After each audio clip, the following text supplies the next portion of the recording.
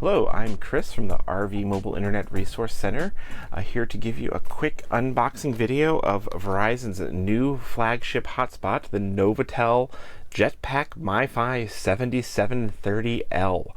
And we've just got this in, haven't opened the box yet, and we're going to give you our first impressions and share some of the interesting features about it.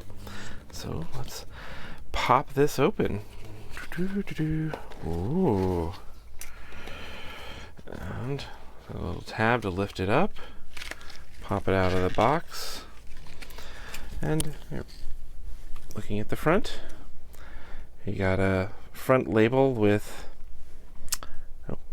pull. I'm guessing this actually makes contact with the battery, lets it turn on, and then a front label with a SIM card, the port to charge other devices, on-off switch, status light, screen, a touch screen, which is a first for Verizon hotspots, where actually one of the things we've always disliked about the other older Verizon hotspots, they all just had 3 buttons on them, no touch screen, and then a charging port. And this is actually a USB-C charging port, which is also something new and a lot of people might not have seen yet.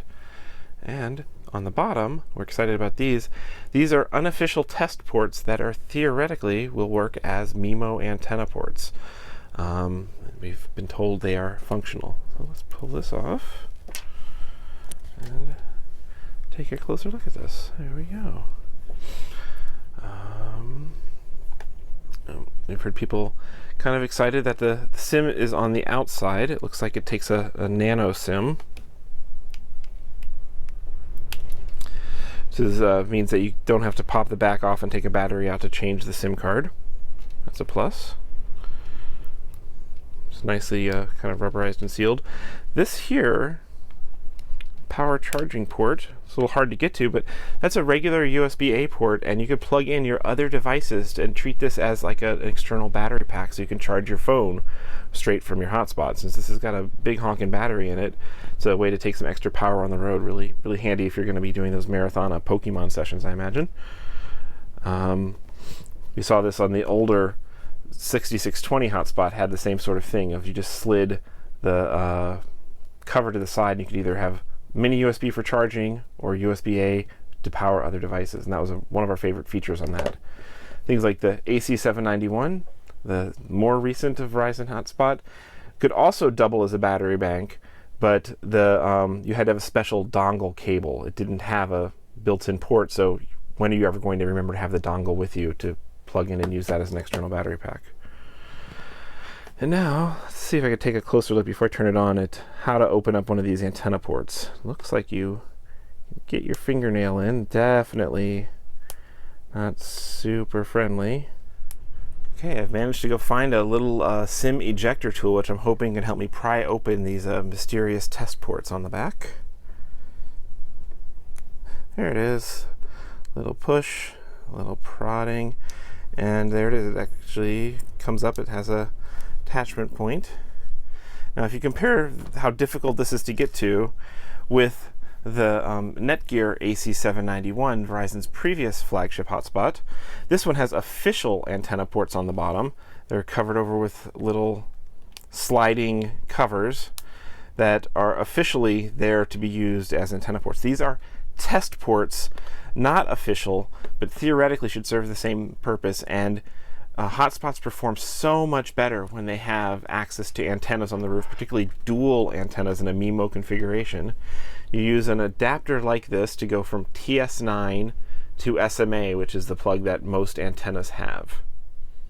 And let's see how well this TS9 adapter fits.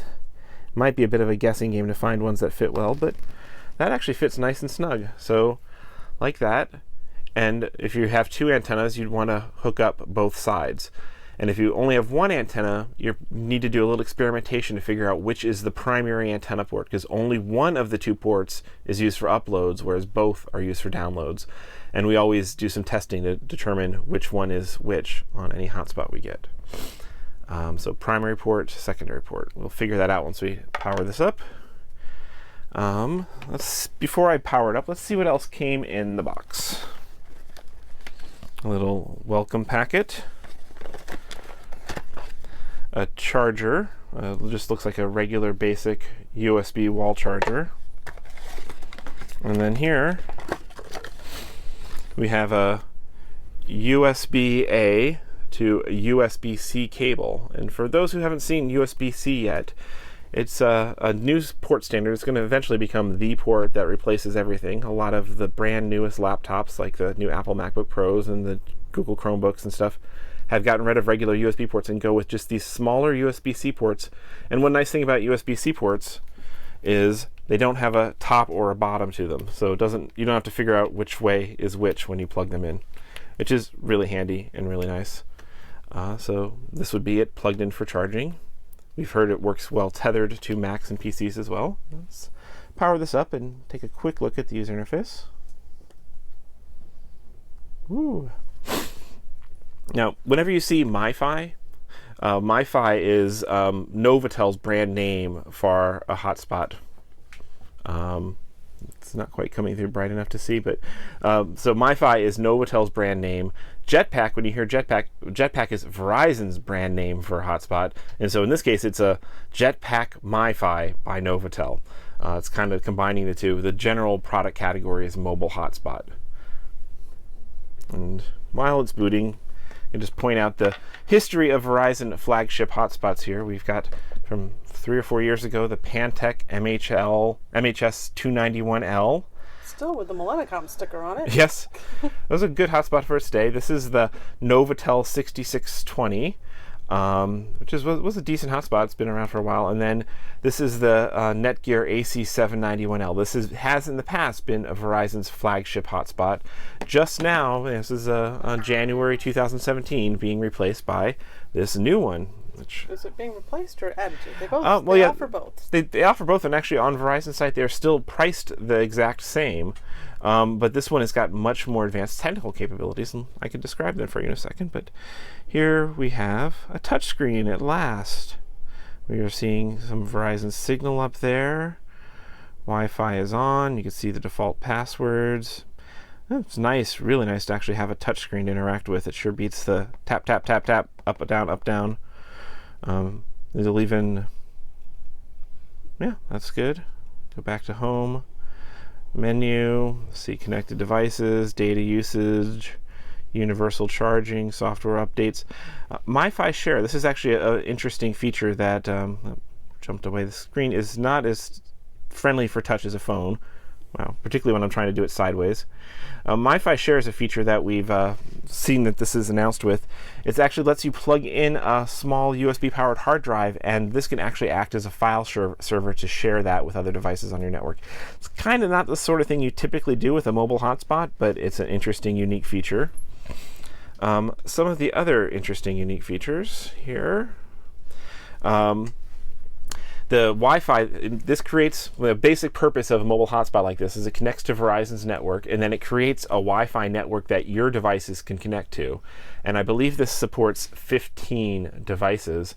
And the network it creates is 802.11 AC, and it's simultaneous dual band, both 2.4 gigahertz and 5 gigahertz. So it's the fastest possible local Wi-Fi network, and really nice step up from a lot of the older hotspots were 2.4 gigahertz only, or had some limitations with being dual band.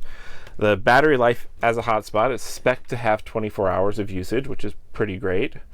The file sharing, and then the technical side of things. So this is Verizon's first LTE Category 9 hotspot. And what LTE Category 9 means, LTE has evolved through several different speed categories. It defines the max theoretical speed that this hotspot can go up to. Category 9 means the download speeds can peak at 450 megabits per second, which is insanely fast. That's theoretical speed, assuming you are the only one on the cell tower. Device like the AC791 was a Category 6 device, which means its max theoretical speed was 300 megabits per second. So big technical jump up here. It actually supports 3 channels of carrier aggregation to get that speed. Older devices were Category 3 or 4 with just peak speeds of 150 or even 100 megabits per second. Not that we've ever seen speeds like that. Well, we've seen over 100 actually several times. So having more headroom means more future-proofing. It'll last more into the future as Verizon expands what its network is capable of. So Category 9 is great. And then it supports a huge range of LTE bands. The official bands supported are 2, 3, 4, 5, 7, 13, 20, 28, and 66. So these are the LTE channels that it can talk to. Verizon in the United States uses a 2, 4, 5, and 13, but in the future it's going to be using 66. So this is the very first hotspot we've seen that has support for band 66, which has not been deployed anywhere yet. So you're a little bit ready for Verizon's future. So it supports every possible Verizon channel.